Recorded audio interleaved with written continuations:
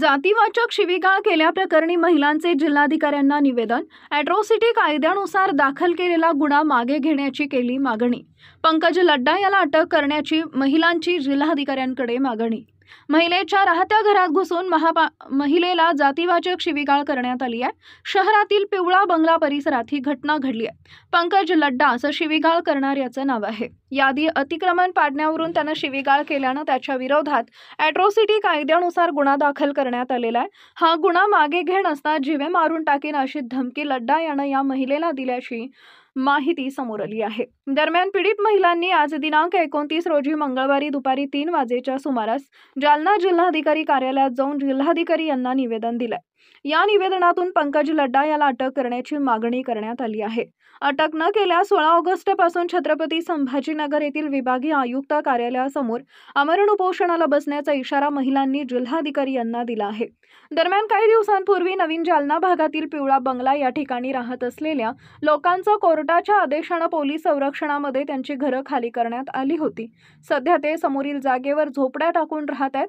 जागा मालकांनी त्यांच्या झोपडीवर येऊन जातीवाचक शिवीगाळ केल्याचा आरोप महिलांनी केला आहे। जातीवाचक शिवीगाळ केल्या प्रकरणात सदर बाजार पोलीस ठाण्यात गुन्हा दाखल असून सदर बाजार पोलिसांनी अद्याप त्यांच्यावर कोणतीही कारवाई केली नसल्याचा आरोप महिलांनी केला आहे। जिल्हाधिकारी यांना देण्यात आले निवेदनावर गंगाबाई पाठोळे यांची स्वाक्षरी आहे। यावेळी महिलांची मोठ्या संख्येने उपस्थिती होती। काय निवेदन दिले तुम्ही आज? आम्ही पोलीस स्टेशन मध्ये सगळे विविध निवेदन दिलं। आमच्या घरात तोडण्यात आलते। 8 पिढीचे घर होते आमचे।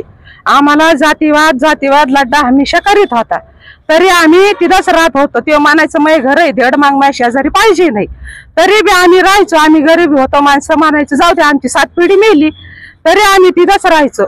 ते येऊन जाऊन म्हणायचं तुम धेड माग माझ्या शेजारी पाहिजे नाही, मैं तुमको रन देऊंगा नाही, तरी आम्ही राहायचो।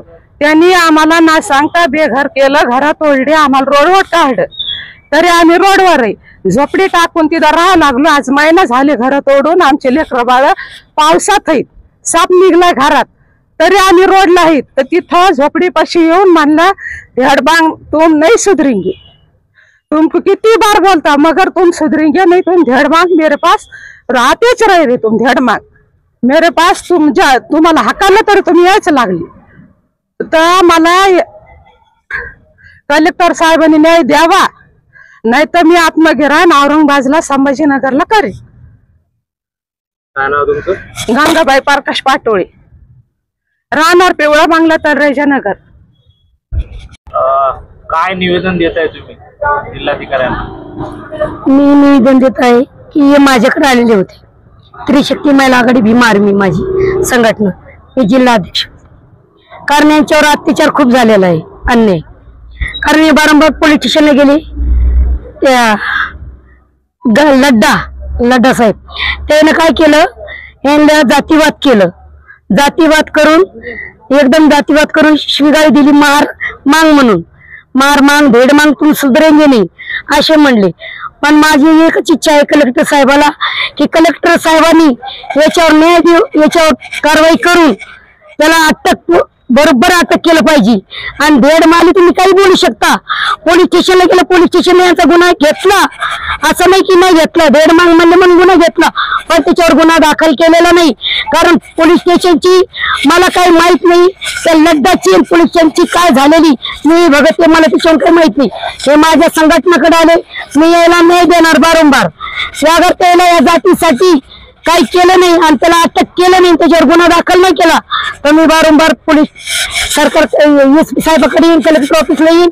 नाही तर येणाऱ्या 16 तारखेला येणाऱ्या आम्ही औरंगाबादला जाणार। औरंगाबादला तिला आमचा मोर्चा राहणार आहे। या मॅडम आत्मदान करणार, आम्ही मागे हटणार नाही।